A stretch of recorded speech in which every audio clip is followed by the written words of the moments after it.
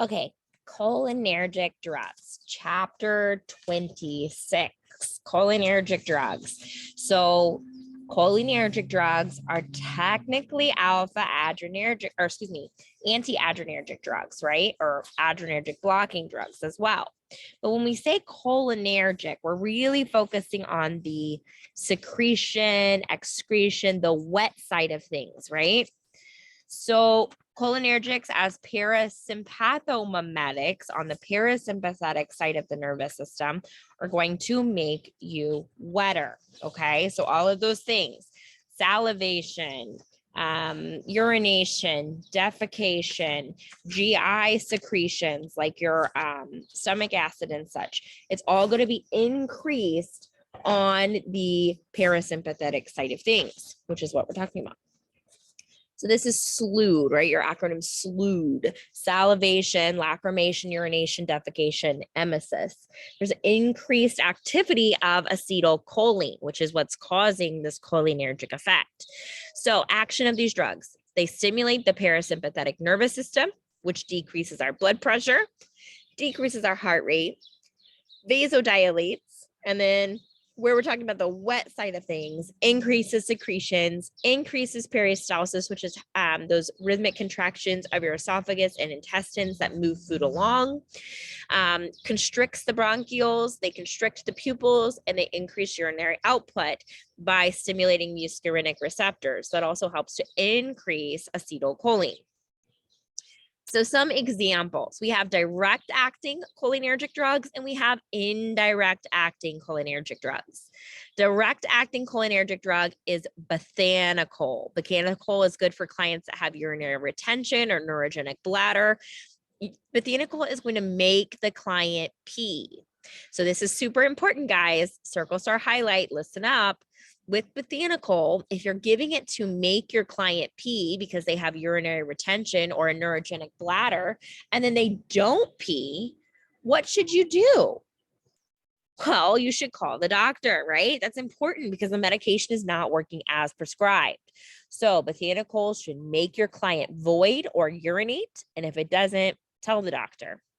Then we have those indirect acting cholinergics. These are muscle stimulants, okay? They move things along. We have, and most of these are used to increase acetylcholine in clients with myasthenia gravis. Now, myasthenia gravis is a neurological condition caused by decreased acetylcholine, and it causes some pretty intense, like, symptoms of dysphagia, droopy eyes, double vision, muscle weakness. It's a whole lot. So by increasing that acetylcholine, we can stimulate their weak muscles and hopefully reverse some of the other side effects they experience, like dysphagia and diplopia.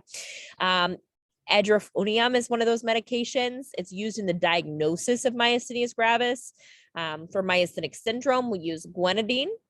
And then here's the big myasthenia gravis drug, pyridostigmine. Pyridostigmine is our #1 drug for myasthenia gravis. Circle, star, highlight. Very important for you to know that we have to work to titrate or to figure out the correct dose of pyridostigmine for our clients, okay?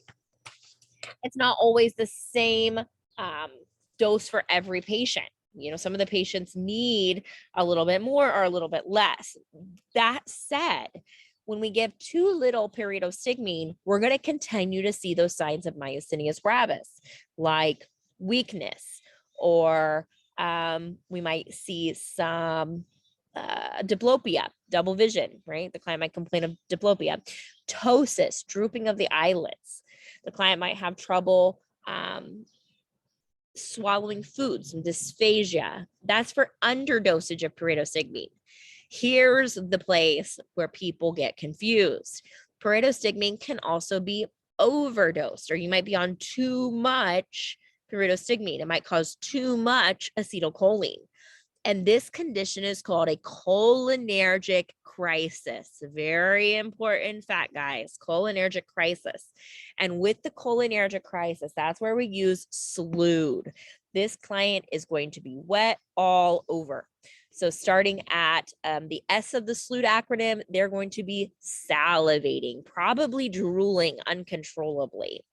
They're also going to be lacrimating. That means crying or tearing. It's not going to be an emotional cry. Their eyes are just going to be leaking profusely. Urination, there's going to be tons of urinary output, maybe even some urinary incontinence with that. Defecation, lots of diarrhea, and often uncontrollable. And then emesis, the client may also be vomiting. So with all of these symptoms, especially the excessive diarrhea, our client is probably going to be having some abdominal cramping or some tummy cramps, right? And then they're probably losing a lot of fluid. And because they're dehydrated, they're going to be very, very weak. Now we know myasthenia gravis causes weakness in general, but a severe weakness related to their electrolyte and fluid depletion. Okay, so that is important. Pyridostigmine over and under dosage. Adverse effects of these medications. Maybe the client gets nauseous. They have that diarrhea, some abdominal cramping, salivation, flushing of the skin, cardiac arrhythmias, and muscle weakness. Those SLUD things we were talking about, plus a couple others, right? These medications should not be given to somebody who has an allergy to the medication, people who have asthma, peptic ulcer disease, because it's going to increase secretions in the tummy, right? Increased acid is really bad for peptic ulcer disease. People who have coronary artery syndrome or coronary artery disease, people who have hyperthyroidism, and those with eye injury. Bethanechol, that medication that makes people pee, if there is a mechanical obstruction, so let's say maybe they have a stricture or a kidney stone, then giving them the bethanechol is not going to help them use the bathroom. It's just going to clog up the works even more, right? You have all the stimulation to use the bathroom, but they physically cannot. So that's when we have to tell the doctor. These medications are used cautiously in clients that have high blood pressure, epilepsy, cardiac arrhythmias, bradycardia, recent coronary occlusion or clog, megacolon, which is like the swelling of the colon with gas and a little bit of colic and maybe some constipation and all different kinds of it's a really serious GI condition. You're going to learn about in med-surg. And then pregnancy, lactation in children, you want to be careful. Interaction. So with aminoglycoside antibiotics, these medications can cause increased neuromuscular blocking effect. Remember, aminoglycosides are neurotoxic. And then with corticosteroids, they actually decrease the effect of the cholinergic medication. So be aware of that. Let's do that ADPI, right? As the nurse, your assessment's going to include palpating the abdomen and doing a bladder scan on your client, documenting any of your client's discomfort or their pain, completing a baseline set of vital signs, especially blood pressure and heart rate, because as cholinergics, these medications are also technically adrenergic blocking. So do a thorough neuro assessment, look for weakness, some drooling, inability to chew or swallow, drooping eyelids, difficulty breathing, double vision. Those are all signs of myasthenia gravis. But then you also need to be watching for signs of a cholinergic crisis, often caused by pyridostigmine administration and too much acetylcholine. Things like the salivation, the lacrimation, the urination, defecation, emesis, cramping, and weakness. One of the big diagnoses that are in my assign here is diarrhea related to that drug reaction, SLUD, right? Cholinergic crisis. Planning, we want our client to respond to the medication as desired, right? We also want to monitor the client for any adverse reactions and prevent them as we can, and make sure that our patient understands and complies with treatment. Implementation. As the nurse, what am I doing? Well, I'm expecting voiding after I give a sub-Q injection of bethanechol or 30 to 90 minutes after an oral dose of bethanechol. If my client is not peeing 5 to 10 minutes after sub-Q bethanechol or 30 to 90 minutes after an oral dose of bethanechol, I need to tell the doctor. Tell the doctor. You need to have a call light, bedpan, urinal, etc. within reach, because that client's going to need to go to the bathroom, and be prepared to answer that call light quickly. They're not going to be able to control it at that point. You're changing the way that their body is feeling the urge to urinate, right? You need to be watching for those signs of overdosage, specifically that periodostigmine in our myasthenia gravis patients. So things like muscle rigidity, spasm, salivation, clenching of the jaw, the cramping, the diarrhea, the weakness. Report that to the doctor. And then also those signs of underdosage, muscle fatigue, drooping eyelids, difficulty breathing, dysphagia, double vision. Report to the doctor.